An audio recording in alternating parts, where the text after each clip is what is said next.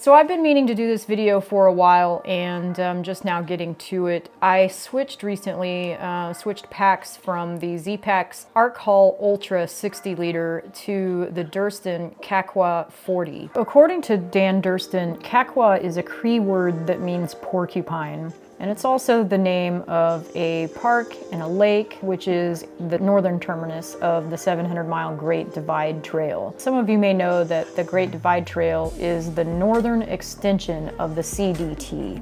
At this point, I haven't actually taken the pack out on the trail yet, but I've been working out here in town with it on, and I've managed to get it full with basically all of my gear except my food bag. The food bag I'm not quite ready to put together yet, so that's gonna be a ways off, but I've been surprised at how easy it was to get most of the same gear I was using with my 60-liter pack moved to this 40-liter pack. The Durston Kakwa 40 unrolled laying flat is 31 inches tall, has a 36-inch circumference at the top opening and a 31-inch bottom circumference, so it does taper. Internal volume is 38 liters for a size small. The external volume is 15 liters, and by external that means the front pocket and the two side pockets and belt pockets. It's really interesting because the Kakwa is listed as a 40-liter pack, but it actually, according to the numbers here, ends up being a little closer to 53 liters, and that is for a size small. So I think that's one reason why I have not struggled to get my same gear from a 60-liter pack down to the Kakwa 40, because it's actually, you're not losing that much volume. The size small in the Durston Kakwa 40 is 26 ounces. I think the website says 26.5 ounces, which mine is now that I've added the umbrella clip. But I weighed it when I got it straight out of the box and it was 26 ounces. Claimed load capacity is 45 pounds. I do think the Durston carries weight a little better. It does shift it to your hips a little bit better, and I have not had any pain in my shoulders from the shoulder straps cutting into my shoulders or anything like that. The material is the Ultra 200. The Kakwa 40 has a heavy-duty polyester knit mesh on the front pocket. It has a hollow aluminum U-frame that's inverted, and it has a foam pad there between your back and the frame. I cannot feel the frame at all. The Zpacks Arc Haul has a curved carbon fiber stay to create a gap between the backpack and your back. So you know, you get a lot of airflow in there and it keeps you well ventilated. That would, I think, be my biggest concern so far, is just I'm used to that arc and having a significant amount of airflow between the pack and my back, and the Durston does not have that. With the Durston, the pack does sit directly against your back. I've not really had an issue. I mean, I do get a lot sweatier, but so far it's not been a huge deal. The closure is a roll top with a Y strap that clips over the top of the roll top. The straps are S-shaped. These straps are not movable on the Durston. They are sewn to the back of the pack. The shoulder straps come with Lycra mesh pockets. Each of these has a bungee at the top. I've got to say, one of my favorite features of the Durston Kakwa 40 and even the X-Mid Pro 2 tint, I love the zippers. They are YKK AquaGuard zippers. They operate so smoothly and easily one-handed. The V-strap reverse pull belt strap is really nice. I love that whole concept. On the Durston Kakwa 40, there's only one nylon strap that you pull for the top and the bottom on each side. Whereas on the Zpacks, you had two straps, one on the top and one on the bottom for each side of the hip belt. I don't necessarily have a preference either way at this point. Both seem to work really well. The belt on the Durston is non-removable. The belt pockets come standard, one on each side, and they're so easy to open and close with one hand. I love it. So the side pockets seem smaller. I can't say for sure if they are. I think what I noticed first was just that the elastic around the top seemed a little tighter. The Durston has what they call a secret pocket on the left side. When you're wearing the pack, it would be on your left side. There does seem to be less cordage overall. So on the Zpacks, you had the 2 pieces of cordage on the very bottom that you could attach either your tent or a sleeping pad to or whatever else. And the Durston does not have that. Now you could add that, but just know that the Durston does not have the cordage on the bottom to strap something to the bottom of the pack. So another main difference is that the Durston pack is not seam taped. If it's not seam taped, you don't need drainage holes because the water is going to basically drain through the seams. If you have something that is seam taped, that means that water cannot escape. So in the Zpacks, there actually are drainage holes in each of the side pockets. The Durston is not seam taped and does not have drainage holes. It's not necessary. The Durston is internal hydration port compatible. It does have a hole that you could thread a hydration tube through if you wanted to. However, there is no hook inside to hang it, and there's no separate pocket for it. So I just thought I would show you a couple of things that I've added. Well, just one thing that I've added so far to the pack, and also how I'm packing it so far. Some things are still a little bit up in the air because I haven't quite decided if I'm gonna take the same sleeping pad that I've been using or if I'm gonna switch to a closed cell foam pad this season.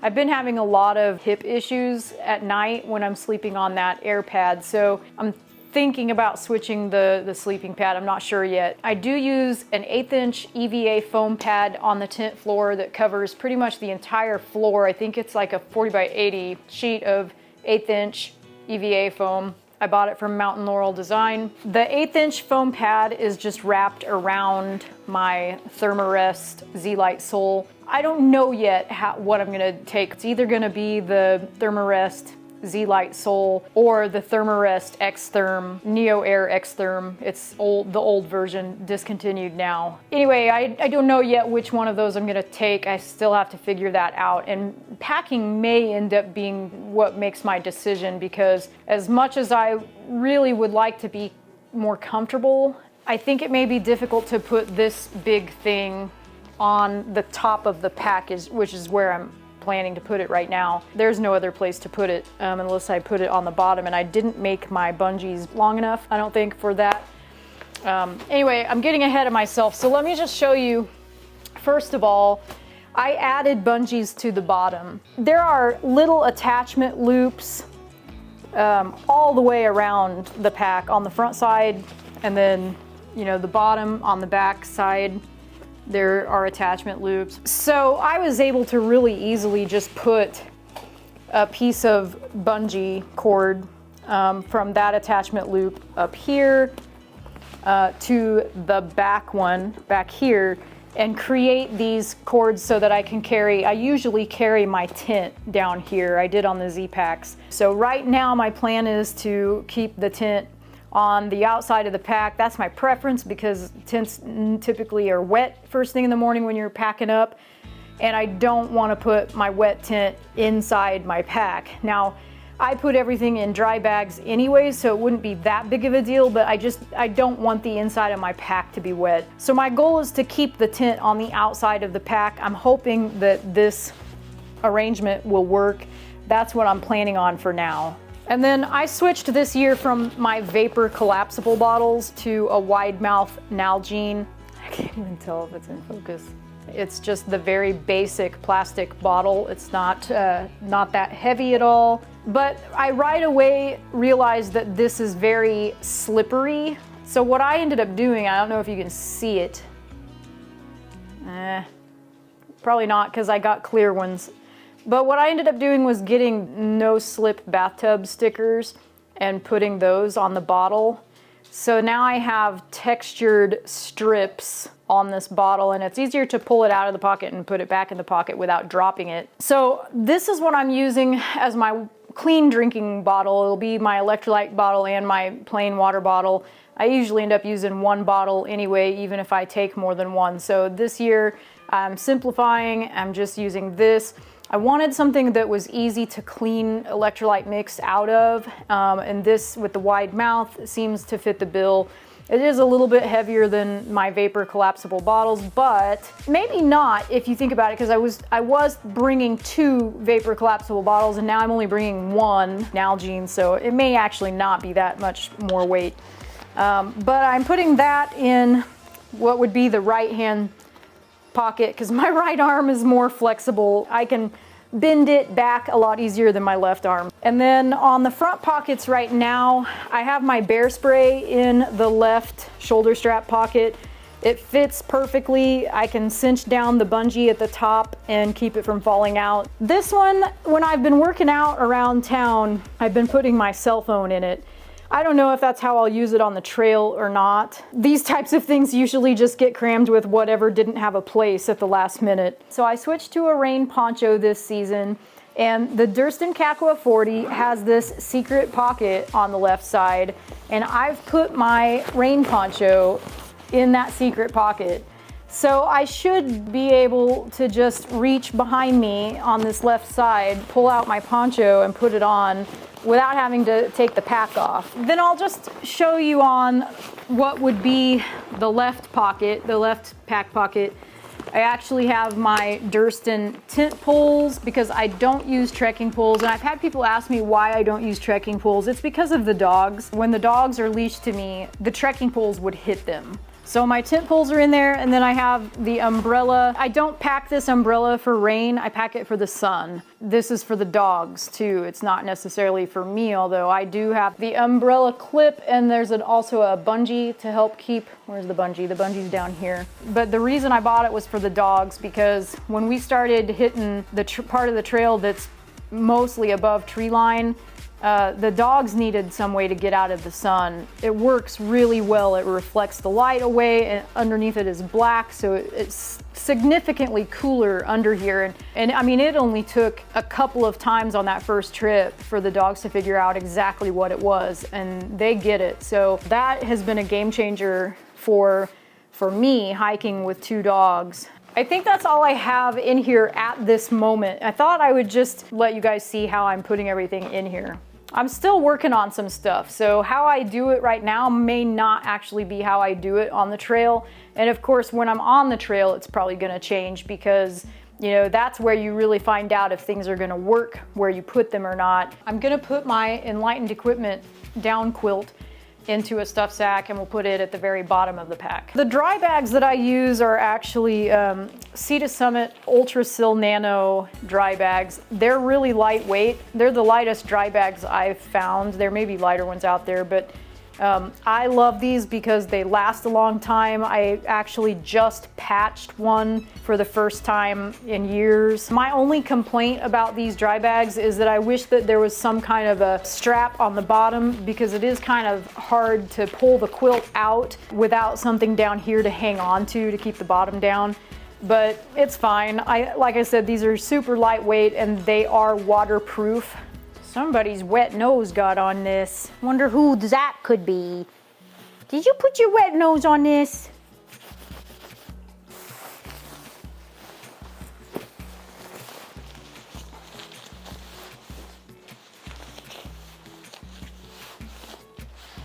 I'm trying to do this where you can see, but I am limited on space. So, and then what I do is basically just push this down, push all the air out, and try to compress it as much as I can.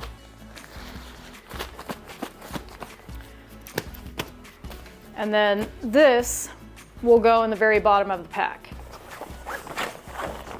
There we go.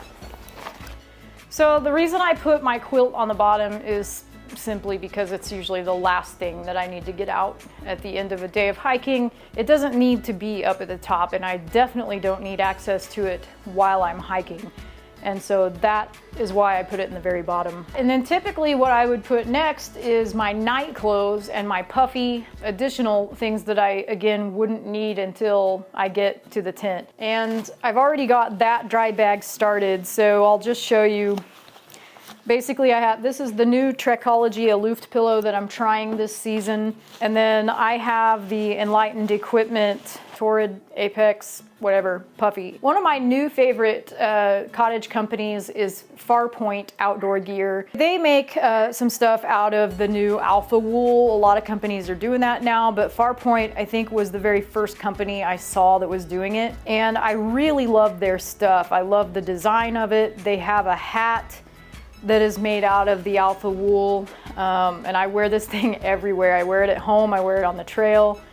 It's just really warm for the size of it, and it packs down super small, and also I think it only weighs like 1 point something ounces. It's really, really lightweight. So I have the hat, and then that's what my mid layer is as well. I can't remember what they call this, but it's a hoodie. And if you go to farpointog.com, you can find all of the other things that they make, and you'll find this and the hat and a couple of items that I want to get before I actually head out on the big trip this summer. I would like to get the camp socks that they make out of alpha wool, and I would like to get the gloves. They call them the drifter gloves. They're fingerless alpha wool gloves. And so those are 2 items that are on my list to buy before I head out. But Farpoint, you know, it's a very small cottage company again, and so they don't have an inventory per se. They make a bunch of stuff in-house, and then when it sells out, it's gone until they make another set of stuff. And so you can actually go to their website and it will tell you what they're currently making. So I think they've got the drifter gloves and the camp socks on the list now, and hopefully they'll come out later this month. That's my hope. And then at the very bottom I have these merino wool leggings. They also are really lightweight.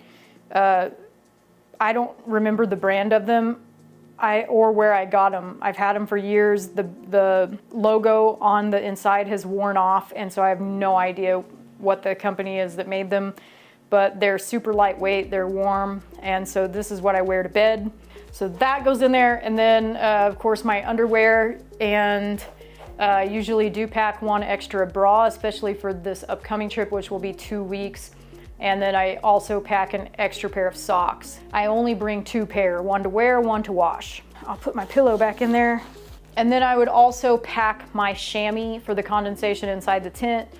And I'm not sure which chamois I'm gonna take this season. I have 2 new ones that I wanna try. They're supposed to be more absorbent. I'm probably gonna end up taking the ShamWow cloth, but I'm gonna cut it down because it came in a huge size. I definitely don't need this whole size. I think it's like 12 by 20 or something, 12 by 26. So I'll cut this, cut just a square off, and that would go in this bag as well when I get it cut down. And then if I take the Neo Air X-Therm sleeping pad instead of the closed cell foam, then this will go in here as well, and I'll move up to the 13-liter bag instead of the 8-liter, which is what I have now. Probably should just do that now anyway. I'll swap that out for the 13-liter. If I do end up taking that X-Therm, then I will take the pump that goes with it. This thing only weighs like 2 ounces, and it fits my air pad, which is discontinued. This is not the wing valve pump, but I'll just stick it in there. And then I would put the chamois for condensation in the tent in here. Basically anything that I would use in the tent goes in this bag. All right, and then this is just gonna go on top of my quilt.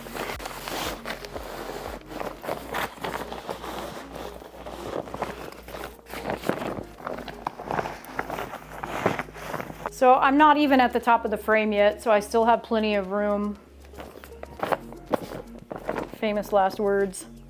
The food bag is gonna be the biggest item that goes inside, so I just have to make sure that I have room for that. I think I'm gonna be fine. So next up, I would put in my cook kit, which my cook kit consists of my 300 milliliter tea mug, my Toaks titanium spork, and then I've got the 750 milliliter Toaks pot. It's the one that comes with the bail handle, but I've removed the bail handle because check this out. This is what you call a crossband, this orange thing that's on it. It keeps the lid on it so that in the pack it doesn't all spill out. But what's cool about this crossband is that it's multifunctional. You can put it around the top of your cook pot like this, and I usually try to tuck it down under where the bail handle goes. I usually try to tuck this crossband underneath it, kind of down under these handles. You'll see what I'm doing here in a second. And then same thing on this side. I think we could put both of these under the bail handle connection right there. You've got your own little silicone bail handle, and you can ditch the metal one. Also, I plan to use this as my shower bottle holder. So those of you who watched my video about the InsoLife electric bidet know that I'm planning to use that as a shower on the trail. And the bottle, what I'm doing is I'm wrapping this around the bottom of the bottle twice so that's tight, and then lifting one of these up as the handle, which will go basically over a tree branch and hang the bottle upside down so that I can use it as a shower. So this is the Toaks 750 pot, and then inside that I have a small orange pack towel, and then I have the BRS, whatever. It's the cheap one that works really well. I'll put it somewhere on the video. And then I have my mini Bic lighter. I keep one of these in my cook kit, and then I keep one in my first aid kit as well. And I just wrap these up in my pack towel just so that it doesn't jiggle around inside the cook pot. And then I have inside my cook pot, I have just a 3.5 ounce canister. I don't use a lot of fuel, even though I do cook food, at least when it's a wet camp, but I still end up not going through very much fuel.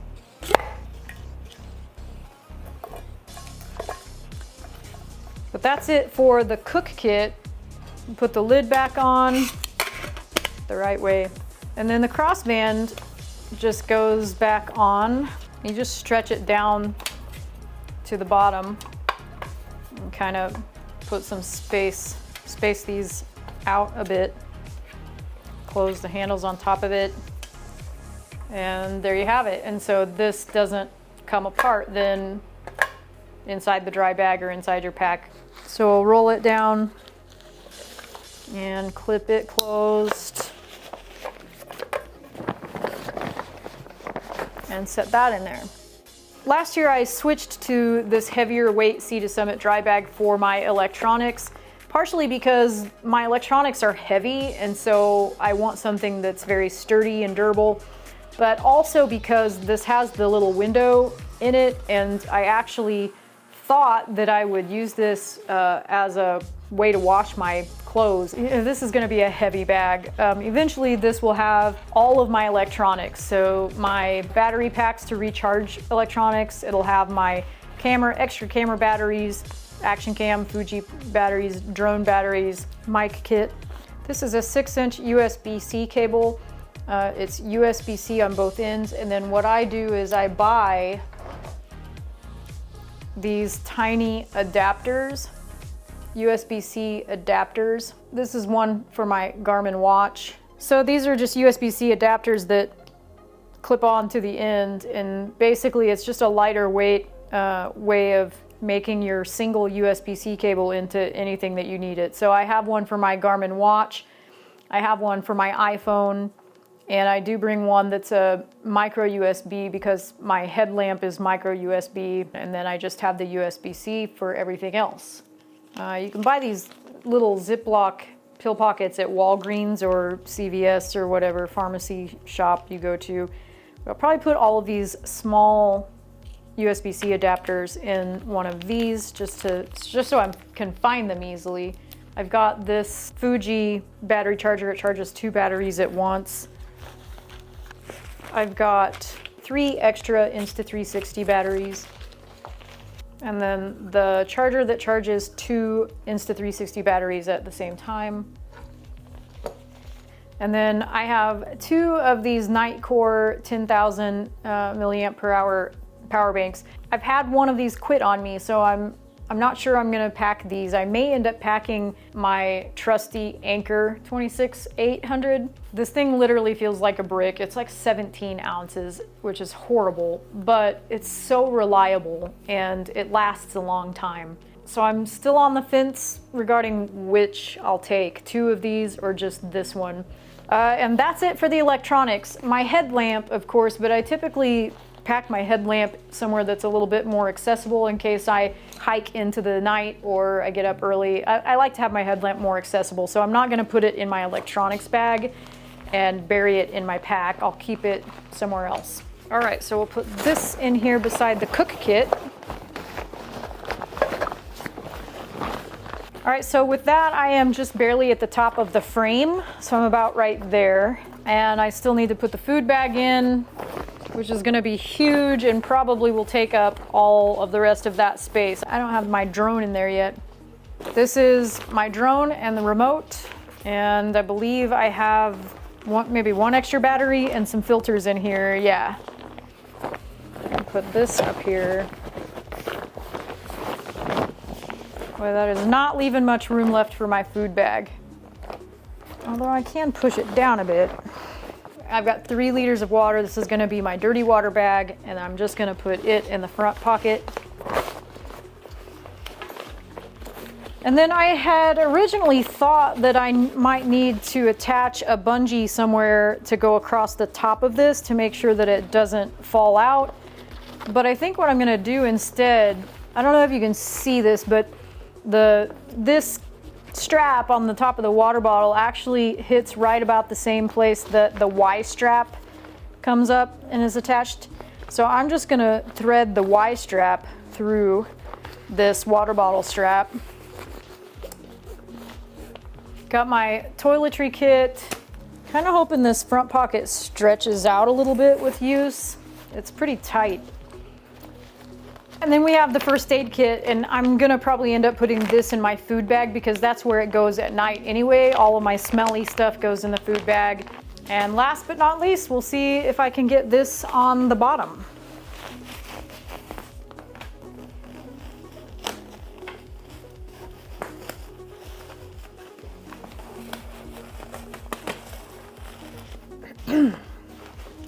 Just like that.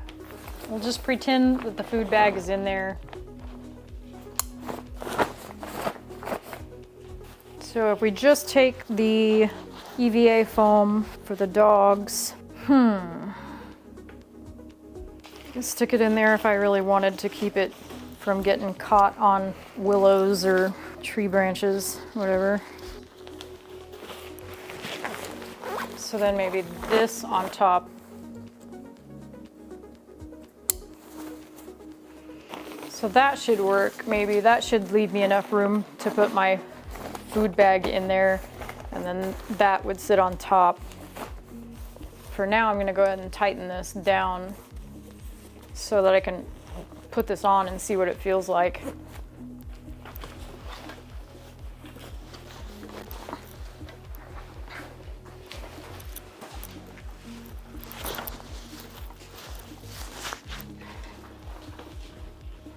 So far, okay.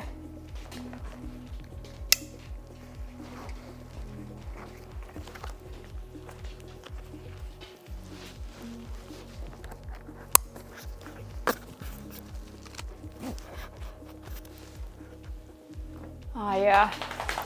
Nothing hits me in the back of the neck. I love it. It actually feels pretty good. I think I have the load lifters tightened as far as they'll go. Yeah, I do. So I'm gonna have to do most of the adjusting with these straps down here so we can tighten the hip belt to keep the weight on my hips. I got everything from my 60-liter pack into this Kakwa 40.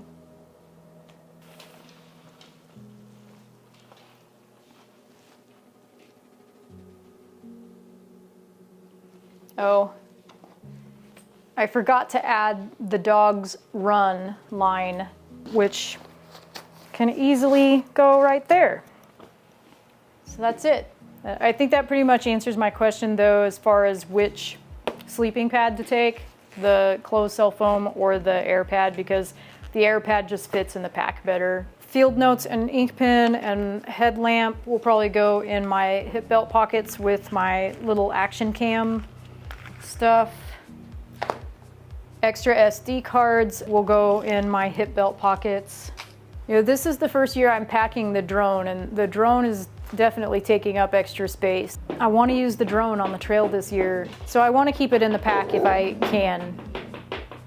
You have opinions about this? Like, I'm 28 minutes past your dinner time, is that what you're telling me? 28 minutes past your dinner time. I know.